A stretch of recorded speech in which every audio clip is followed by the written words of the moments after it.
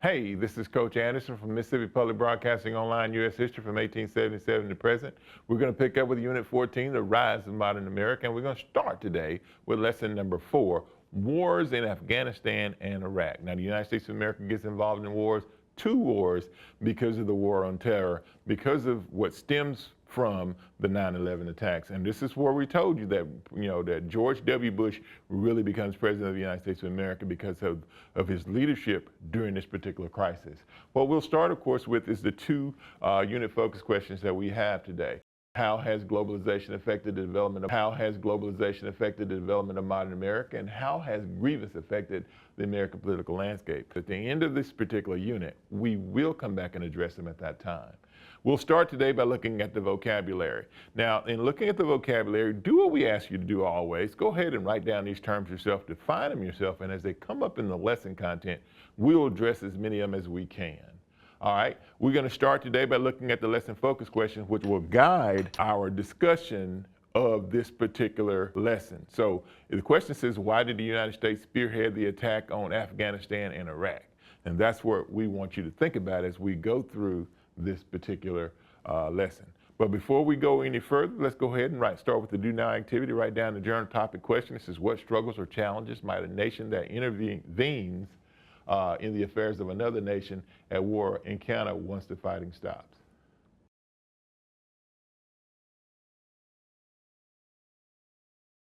Well, if you, like the United States of America goes, of course, and we get involved with, say, Iraq or Afghanistan. Now, winning the war, of course, we will be able to do. But what do you do when the war is over with those particular countries? What responsibility as a nation would the United States of America or another nation have when we intervene in a nation, of course, for whatever reasons, of course, that we outline?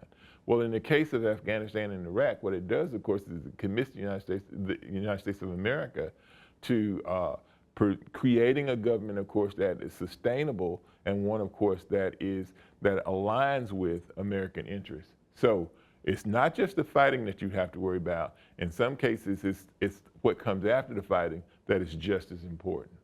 The war in Afghanistan and Iraq. In March 2003, the United States was at war in both Afghanistan and Iraq. December of 2001, the Taliban in Afghanistan was defeated by the United States, and the difficulty lay in keeping the peace.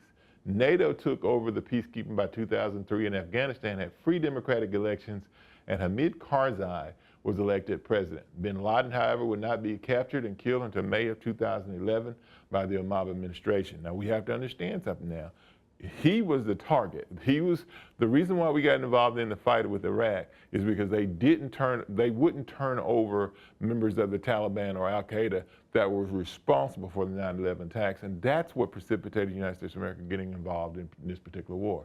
President Bush turned his attention to Iraq as the next target to rid the world of state-sponsored terrorism. Bush pressed the United Nations to send weapons inspectors to Iraq to locate weapons of mass destruction, or WMDs. Convinced that Saddam Hussein, the leader of Iraq, was hiding the weapons, Bush pushed for and got the United Nations to send troops to Iraq. So, in the case of Afghanistan, they didn't turn over Taliban or al-Qaeda leaders that we felt like that were responsible for the 9/11 attacks. And in the case of Iraq, we've involved in the war with them because of the belief that they had weapons of mass destruction. Now, it's interesting to note that when the war is over with, we'd never find weapons of mass destruction in Iraq. Here's a picture of Secretary of Defense Donald Rumsfeld under George W. Bush and Hamid Karzai, who becomes the leader, the democratically elected leader of Afghanistan in 2003. Once again, the fighting is one thing, but what happens after the fighting? And in the case of the United States of America, we have to move in, provide peacekeeping, and that means military forces to keep the peace. And what's interesting to understand, in both wars, in Afghanistan and Iraq, we lose more soldiers in the peacekeeping than we do, of course, in the actual fighting itself. The war in Iraq. After less than a month of fighting, the United States-led coalition of troops had defeated Iraq and captured Saddam Hussein, but no weapons of mass destruction were found. Hussein was put on trial and executed in 2006 when he was found guilty of ordering mass executions. Civil war among religious sects in Iraq complicated the peace process, and the United States lost over 3,000 troops during the peacekeeping, whereas we only lost 140 during the actual war itself.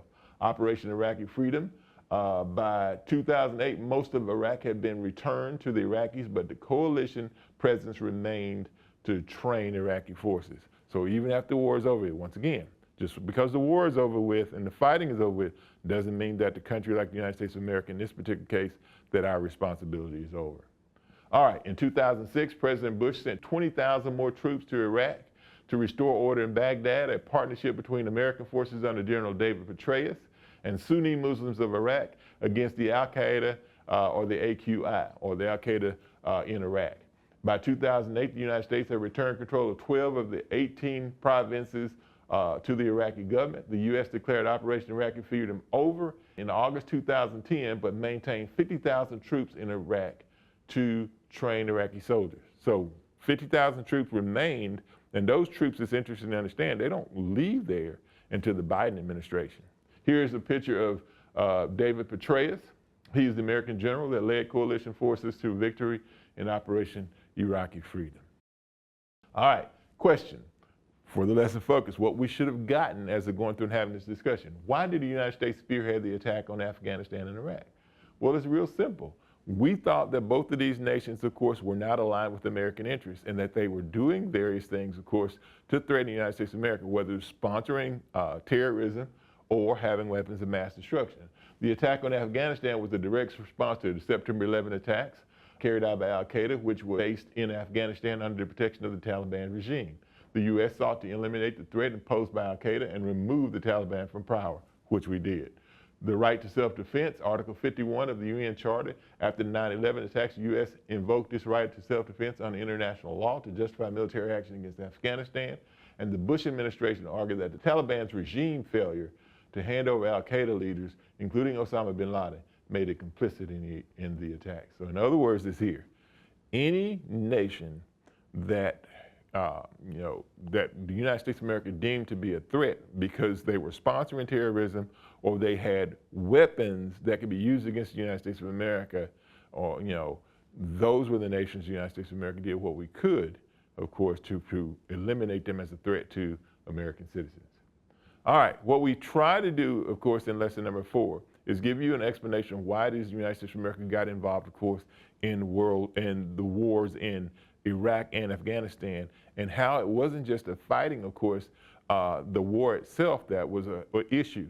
The biggest issue the United States of America faced, of course, was keeping the peace once the actual fighting stopped. Once again, though, this is Coach Anderson from Mississippi Public Broadcasting, online U.S. history from 1877 to present.